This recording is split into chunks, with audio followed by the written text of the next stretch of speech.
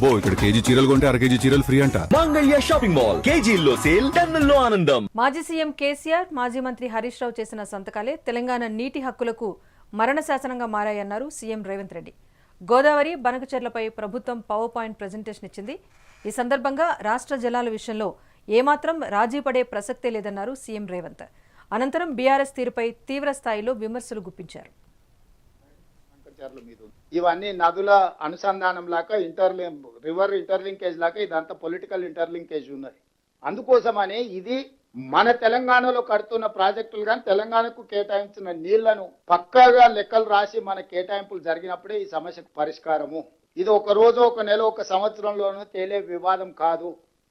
అందుకే ఈ హాల్లో ఉన్న ప్రతి ప్రజాప్రతినిధి దీన్ని నేర్చుకోవాలి. 1,000 కోట్లతోని కావాల్సిన కాళేశ్వరాన్ని ఇప్పటికి ఉన్న దాని ప్రకారం 1,50,000 కోట్లు అయింది. మిగతా పనులు కూడా ఇందులో కలుపుకుంటే 2 లక్షల కోట్ల రూపాయలు అవుద్ది.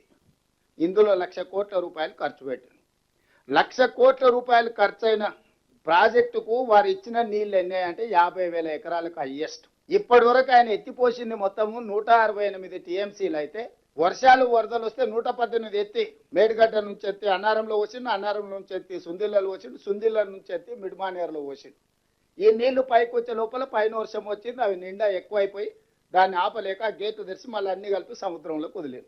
తన ధనదాహాన్ని తీర్చుకోవడానికి వ్యూహాత్మకంగా ఊరు మార్చిండు, పేరు మార్చిండు, అంచనాలు మార్చిండు. ఇప్పటికీ 1,00,000 కోట్లు ఖర్చు పెట్టిండు. పరివాహక ప్రాంతం ప్రకారం అంతర్జాతీయ జల విధానంలో పరివాహక ప్రాంతానికే ఎంత పరివాహక ప్రాంతం ఉంటే నీటి కేటాయింపులు అన్ని జరగాలి. 68% తెలంగాణ ప్రాంతంలో పరివాహక ప్రాంతం ఉన్నది కాబట్టి దాదాపుగా 555 టీఎంసీలు తెలంగాణకు వస్తాయి.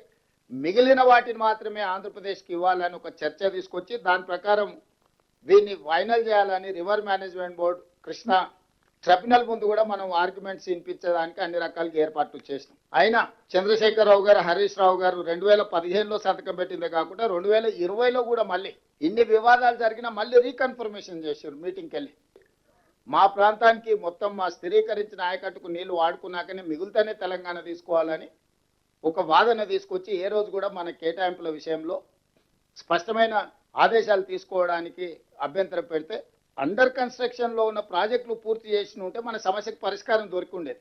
కానీ ఏ రోజు కూడా చంద్రశేఖరరావు గారు ఆ దిశగా పనులు పూర్తి చేయలేదు. 9.5 సంవత్సరాలైనా ఉమ్మడి రాష్ట్రంలో మొదలుపెట్టిన ప్రాజెక్టులు అక్కడనే ఉన్నాయి. ఇప్పుడు అవే వారసత్వం మనకు వచ్చింది. ఇప్పుడు మనము నిరంతరం ప్రయత్నం చేస్తున్నాం ప్రాజెక్టులను ఏ విధంగా పూర్తి చేయాలో, దీనికి కేంద్ర ప్రభుత్వం నుంచి ఏ విధంగా నీటి కేటాయింపులను సాధించుకోవాలని. కానీ కేంద్ర ప్రభుత్వం కూడా ఈ సమస్యను పరిష్కరించాలన్న ఆలోచన, దీనికి శాశ్వతమైన ఒక విధానాన్ని ఇవ్వడం ద్వారా ఈ సమస్యను పరిష్కరిద్దామని 10 సంవత్సరాలు 11 సంవత్సరాలుగా కూడా మోడీ గారి ప్రభుత్వం దీని మీద దృష్టి